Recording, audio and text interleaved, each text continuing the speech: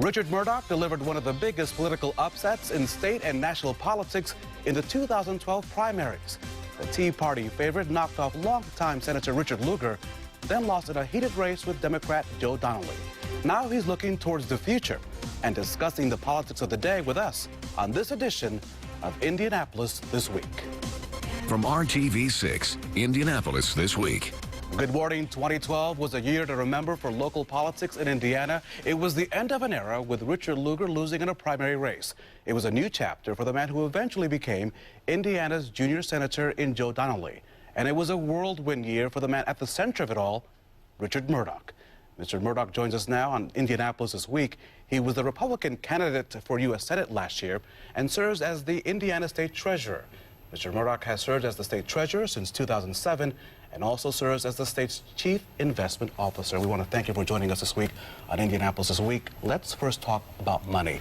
The Governor Pence, is now proposing a 10% tax cut. Can we afford it? Can the state afford it? Well, as I'm sure you know, the Indiana House of Representatives, controlled by Republicans, did not include the bulk of that request in their budget plan. So right now, Indiana's doing very well financially. We certainly have a surplus of over $2 billion. So it could be, the argument's easy to make that yes, we can afford it, but the legislature decided not to do that. But from your vantage point and looking at the financial books, if we got money back as Hoosiers, would that have any impact on the investments that we're making long term? Well, we're always investing money. We always have cash flow, so we're making those investments every day. The amount of that money, whether it's a few $100 million, not that a few hundred is small, or several billions of dollars, we're there doing the job. The thing is, we're certainly able to cover our bills. We're getting the advantage of having a very good credit rating now because we have a cash surplus. Great segue, talking about covering bills. It seems that in Washington, every other second, there's a financial crisis. How long can we, as Hoosiers and as citizens, really afford to see the bickering and then the financial impasse? Well, that's a great point, Raphael, because it was in August of 2011 when the first bill came up that led to the credit downgrade of the United States. Then that fall, there was the super committee that failed in its duty. There was a fiscal cliff at the end of the year. And now here we are in early March looking at whether or not the sequester is going to take place. Clearly, the financial market is getting used to the sky is falling kind of message. And I think they're playing that into their forecast. And frankly, I think the market's playing that in even as they respond. But we're getting sort of a mixed message. The stock market does well when we talk about a financial crisis. Businesses seem to be expanding. You were in business before being elected office. I mean, what is the business sector thinking about this as they see the government doing nothing? A lot of topics there. From the point of view of the stock market, investors are going into more risky ventures, which is to say the stock market as opposed to the bond market, because frankly, they're so tired of seeing their bond yields be virtually nothing. So they're willing to take a chance. On the business side, we see manufacturing increasing a bit, but just in the most recently released numbers, which was to say through the end of January, we see that prices are rising dramatically for those in manufacturing, which is indicating an increased rate of inflation. That's not a good thing for the economy. The junior senator from Indiana, Joe Donnelly, had this to say just to us at RTV6 about why he believes that we're getting nothing done in Washington. Take a listen. We are in this spot because partisans on both sides are unwilling to work together to accomplish a sensible, long-term deal. Everybody knows that there has to be both revenues and there has to be spending cuts. We are spending way too much money and our revenues are at a very low ebb right now. And if you put both of those into the mix, we can create a balanced budget. I've voted for the balanced budget amendment. A balanced budget that makes sure that our children and grandchildren aren't paying the bills that we run up today. And so what we have are folks who are not willing to work together, not willing to compromise. And so we often hear about Hoosier values, taking Hoosier values to Washington, but no one's listening. Well, that does seem to be the case. You know, even as Senator Donnelly talks about increasing revenues, the argument right now isn't about whether or not revenue should be increased. Both parties agree to that, but it's how they're going to be increased. Republicans have said they're not going to raise tax rates. I certainly agree with that, but they're willing to get rid of the loopholes that would cause more revenues to come into government, and yet President Obama has slammed the door on simply that being the answer. So we do have a logjam. It's what the voters voted for in November, unfortunately. And as you know, the president slams your party, the Republican Party, for doing nothing. But I would argue we're doing more than nothing when we've come forward to offer the fact that those revenues need to be increased. When we've said that, in fact, businesses need to pay more, that's not been a traditional Republican approach.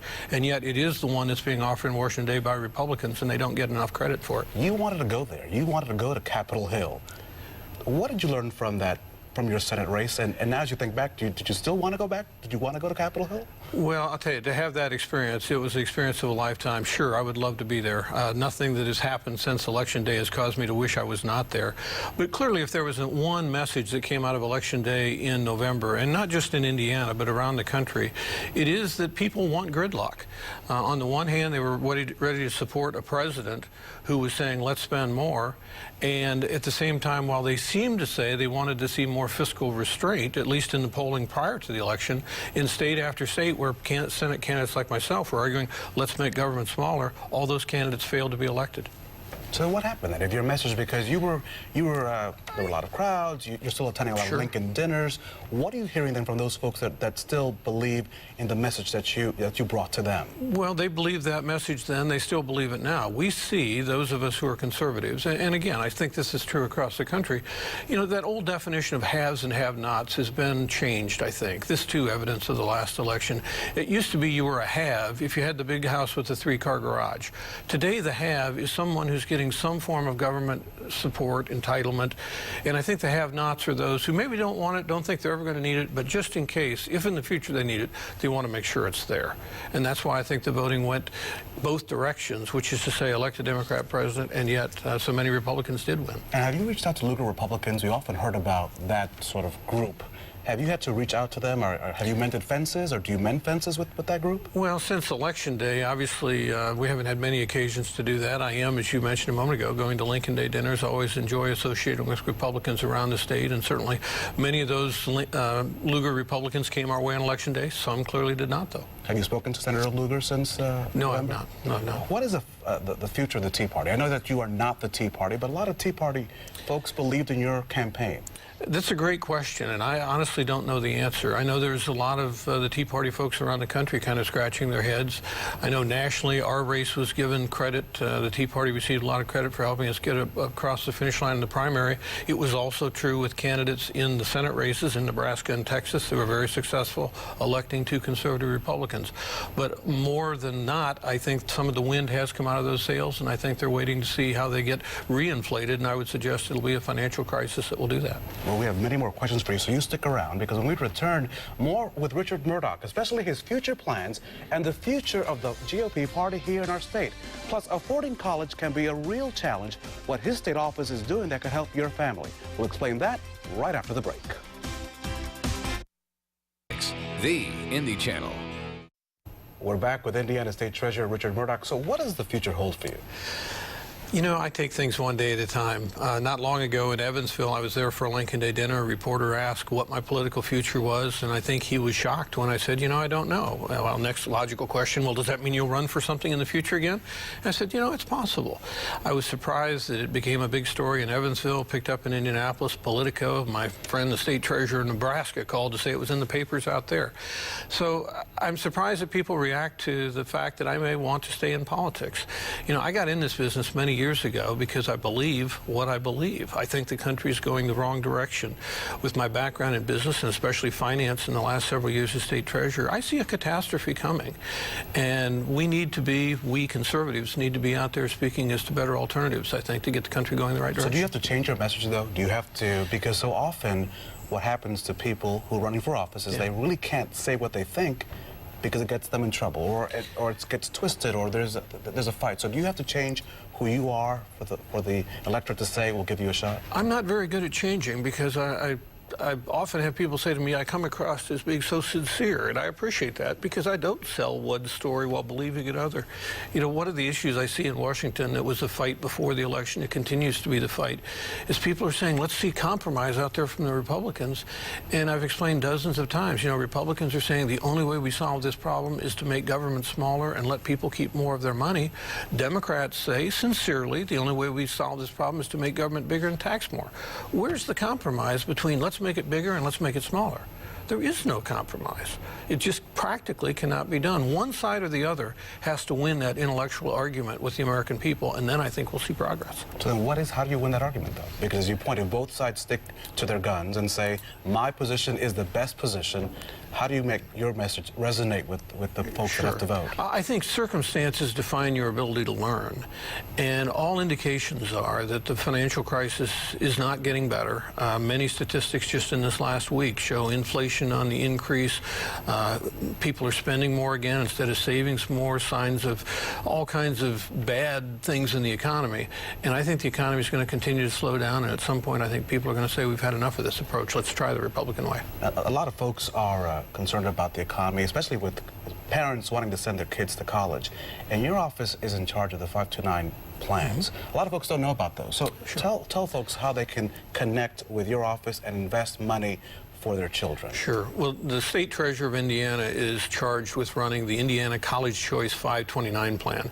And 529 simply refers to the IRS code number that allowed this plan to come into existence. It allows parents or grandparents or even people who are going to college to put money aside, save money, gain earnings on that money, and then not have to pay taxes on those earnings when the money's used for college. Since I came in office in 2007, we've increased by over 1,000% now the amount of money that Hoosiers are saving for college. And even though market rates seem rather low, it's always better to save and earn interest than borrow and pay interest. So with over $2.6 billion now saved by Hoosiers, I think we're going to see a lot of people going to college. A lot of folks, is it a safe investment? Because when people talk about, obviously the state's doing it, it wouldn't be unsafe, but how safe is that money if I put it in that fund? There are many different ways in which you can invest, and the idea is the younger your child is, the more risk you're willing to take over a period, say, from the date of birth to the age of 18. If you're starting to save at 15, you don't want to take a lot of risk over 3 years. So the risk varies with the time of the investment.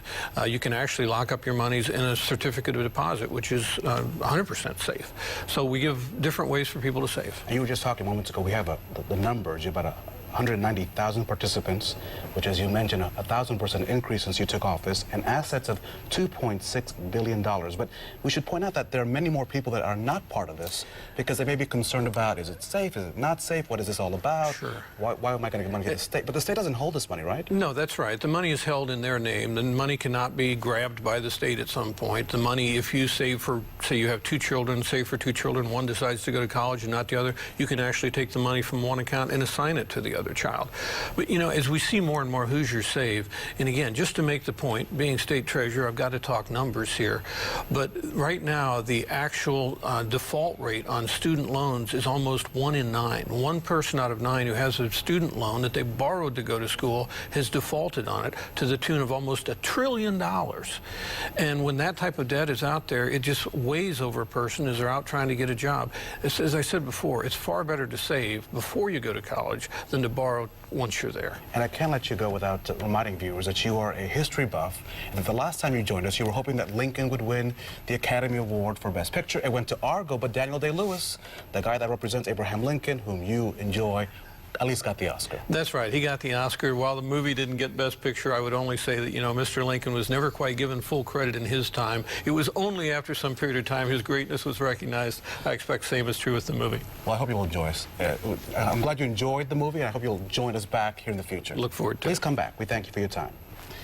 A controversial bill is getting a lot of attention and backlash in the General Assembly. A bill changing drug-induced abortions in Indiana is making it through the State House. Our political insiders weigh in on this and many other issues after the break. We're now joined by 2 of our political insiders, Kip Tu, a Democrat, and Abdul Hakim Shabazz, editor of IndyPolitics.org. Let's talk the issues. This abortion bill that would require some sort of ultrasound before an abortion, is this going to go far? Well, I think Speaker Bosma had put most social issues in the icebox over in the House. It's going to be interesting to see what he does with this bill. If he sends it to rules, that means it's in the icebox for the second half of session. It still can come back in conference committee, but it'll be fascinating to watch, because I think Bosma, in his leadership, he's put a lid on those kind of things. At least he did in the first half of this session. Yeah, and he did say, he told us this past week that he would basically get a hearing. Now, whether it gets a vote or goes further than that. Oh, he did say it was going to get a hearing? He said it would probably likely get a hearing, but a hearing doesn't mean that it's going to go anywhere. It's just that the governor's tax cut got a hearing too, and we all see where that went. I do think that it didn't go anywhere. It didn't go anywhere. I do think what you're seeing is in the legislature is that some of these ideas, people have constituents who have these issues that are important to them.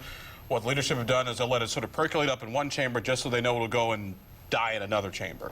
One thing Speaker Bosma did also say before session started that that the gay marriage thing would go through the committee process, and it didn't actually. It went to rules no, it actually went to public policy, and then never got a hearing. So you know, it'll be interesting to watch.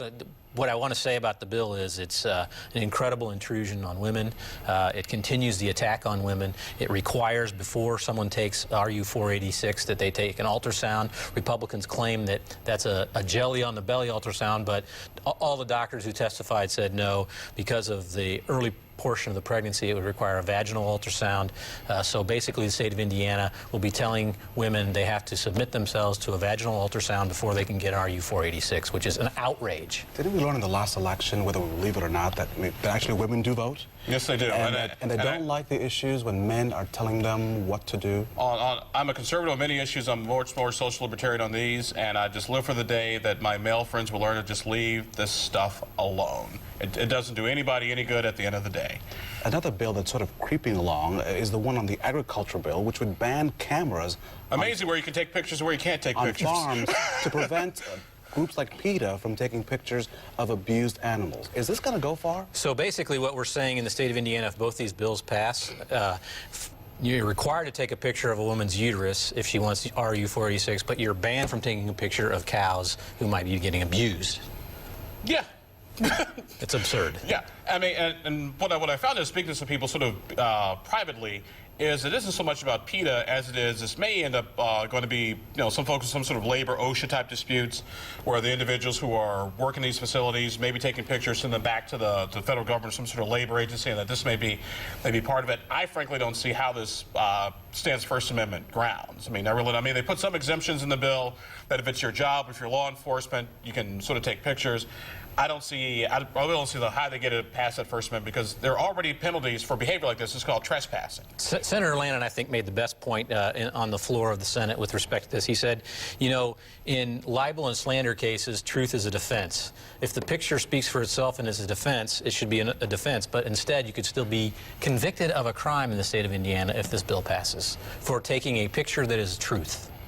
Another big issue, you know, is the one with the governor having to step in. We talked about the sequester last week involving unemployment benefits. There were some threats that maybe the unemployment benefits would stop, but the governor said, no way, I'm going to cover those checks. Are we going to see other things sort of creep along as we're in this financial crisis? Well, I think that's putting a real positive spin on what happened with respect to what happened on Thursday. And I'm not saying you did it the wrong way, but what I'm saying is... I'm neutral, but you take it. I think the new administration clearly doesn't have their sea legs yet. In the morning, the governor has a press conference and he says, we can afford a 10% tax cut. In the afternoon, one of his departments saying, this thing's going to be so bad, we're going to stop unemployment checks. And then later in the night, he had to clean up his mess. Well, let's just put this on point of clarification. This is not the state portion of unemployment we're talking about. It's the federal portion of unemployment, which sort of that 27 to 63 weeks is what we're talking about when the Department of Labor, Workforce Development sort of put out the release saying, hey, we may have to stop paying because we haven't got any clarification from the federal government.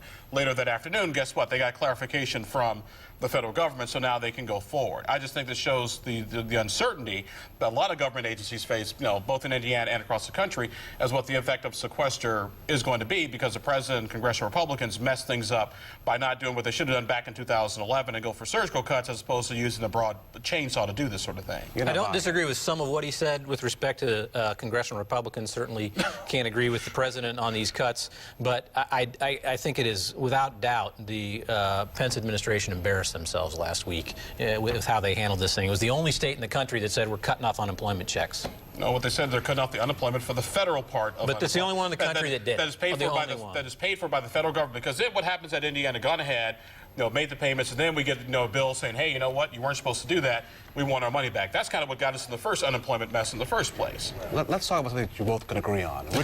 Richard Murdoch. We just heard from him a few moments ago. Does he have a future in Indiana politics? Can he come back? Anybody can come back, learn lessons from mistakes they've made in the past. I've seen it happen to many, many politicians, so certainly he can come back. I know there's already talk about him taking on an incumbent Republican Congressman, Larry Bouchon in southern Indiana. The Club for Growth, which was one of the big impetuses for the Murdoch campaign, this last time has said they're going to primary Bouchon, so I think everybody thinks that Murdoch is one of the guys that's going to be taking that on, and as a Democrat, I'm delighted. It's a very long road to rehabilitation. Some people do it, some people can't. But that district in particular, very conservative, so I mean, if he wanted to... Actually not. It's still not the bloody eighth? It is. I mean, let's put it this way: it was more Democratic than it was probably 4 years ago, because they couldn't draw any more Republicans into the district to protect Richard Bouchon. Or I keep saying Richard because I'm Murdoch. Right. Bouchon.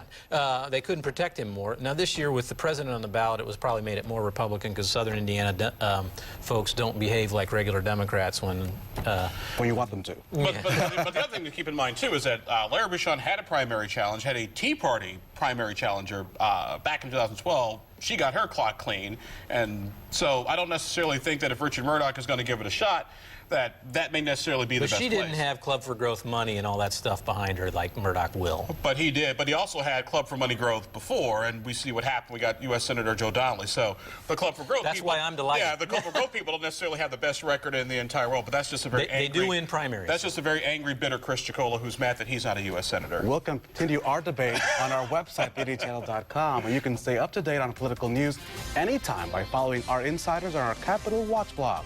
You can find the link on the webpage, indiachannel.com. Indianapolis This Week continues after the break. There's a big change coming to IPS schools starting tomorrow.